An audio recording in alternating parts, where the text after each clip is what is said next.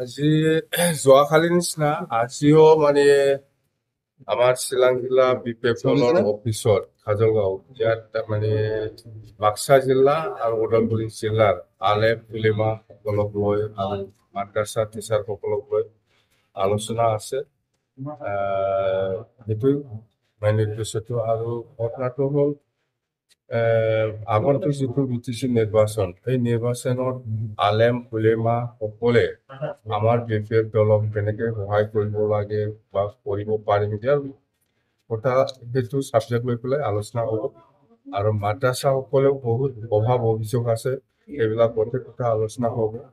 তো আমিও কথা দিছোঁ ইহঁতক যে চৰকাৰ আহক, চৰকাৰ আহিলে আপোনালোকক যিখিনি সুযোগ সুবিধা দিব লাগে আমি কৰিম বুলি কথা দিছোঁ। আৰু আজি নতুনকৈ ওদালগুৰি ডিষ্ট্ৰিক্টত দৰং জিলাৰ ভেৰভেৰী অঞ্চল, বৰঝাৰ অঞ্চল আৰু চিনিমাৰী অঞ্চলৰ বহুত সন্মানীয় লোকসকল আহিছে। কোনোবা কংগ্ৰেছ কৰিছিলে, কোনোবা UDF কৰিছিলে, কোনোবা BJP কৰিছিলে। ইহঁতে মুঠতে আমাৰ দলত আজি যোগদান কৰিছে, খুব ভাল।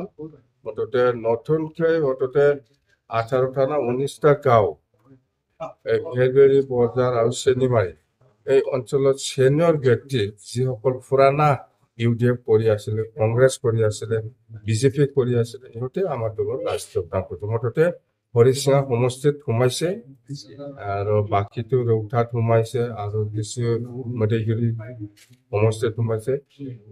নতুন অধ্যয়নশীল নতুনকৈ যিখিনি গাঁও বা দৰং জিলাৰ পৰা আমাৰ ওদালগুৰি জিলাত সোমাইছে, মুঠতে 100ত 90% আমাৰ ছাপোৰ্টাৰ, 100ত 90% আমাৰ ছাপোৰ্টাৰ। ভেৰভেৰী হওক,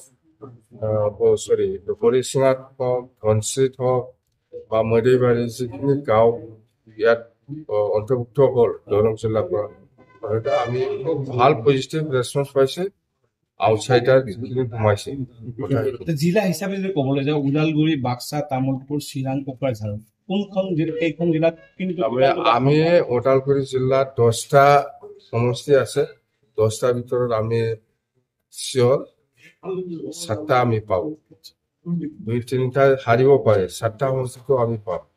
আৰু তামুলপুৰ জিলাত 5টা আছে, 5টাৰ ভিতৰত আমি 3টা পাওঁ। 5 আৰু 3 7 আৰু 10 10 হ'ল। আৰু এইফালে মুছলপুৰত 3টাৰ ভিতৰত 3টাও 13টা হ'ল। আৰু এইফালে চালবাৰী, মথামগুৰি আৰু চালবাৰী কিমান হ'ল? 15। আৰু এইফালে চিৰাং আৰু ওদালগুৰিত 19টা আছে, 16টা। বহুত হৈ যাব। তাৰ এটা প্ৰশ্ন, মই কমহে কৈছো। 2020ত যেতিয়া UPPL হওক বা BJP হওক, আপুনি 17 বছৰত কেৱল দুৰ্নীতি কৰা বুলি কৈছিল আৰু আপোনাক জেলত পঠাব বুলি কৈছিল।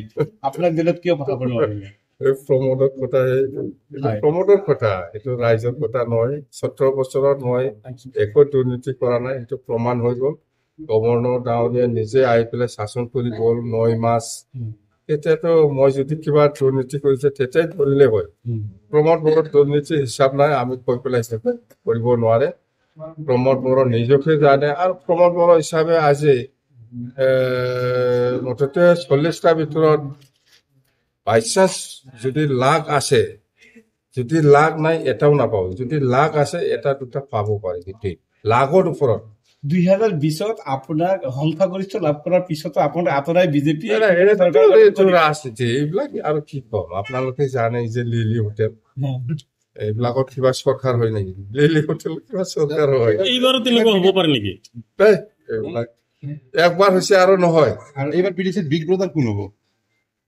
কোন বিগ ব্ৰাদাৰ থাকে ইয়াত? BTC ব্ৰাদাৰ চাটাৰ নাই, ময়ে আচল।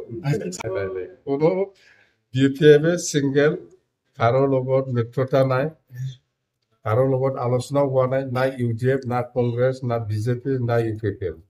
BPF 5 বছৰ হৈ আছে, আজিলৈকে কৈ আছে অকলে নিৰ্বাচন কৰিব। বাছ 26ৰ কাৰণে আপোনাক 26ৰ কাৰণে অকলে। আজি মুখ্যমন্ত্ৰী আহিব, কিবা মুখ্যমন্ত্ৰী আহিব কোকৰাঝাৰত, ফৌজুনৰ তেখেতে মুখ্যমন্ত্ৰী লগ কৰিব নেকি? নাই। চিফ মিনিষ্টাৰ হিচাপে কোকৰাঝাৰতো আহিব, চিৰাঙতো আহিব, বহুত কাম আছে। অফিচিয়েল কাম আছে বহুত। আজি 3 বছৰ 4 বছৰ হৈ গ'ল, 4 বছৰে হৈ গ'ল। অসমত ক'ত ক'ত কি কাম হৈছে হোৱা নাই, এইবিলাক ৰিভিউটো হৈয়ে থাকে। লগ কৰিব নেকি আপুনি লগ কৰিব CM ক? নেকি? প্ৰমোদ বৰাই কৈছে যে আপুনি CM ক? ৰাজুকে নে ভয়াটো মই হ'ল DCF, ইহঁতে হ'ল বিজেপি। কেনেকে লগ হ'ব? মুখ্যমন্ত্ৰী হিচাপে আপুনি লগ নাই, নাই, নাই, নাই, মই DCF হয়। DCF বিজেপিক কেনেকে লগ কৰিম? স্যাৰ প্ৰমোদ বৰাই কৈছে যে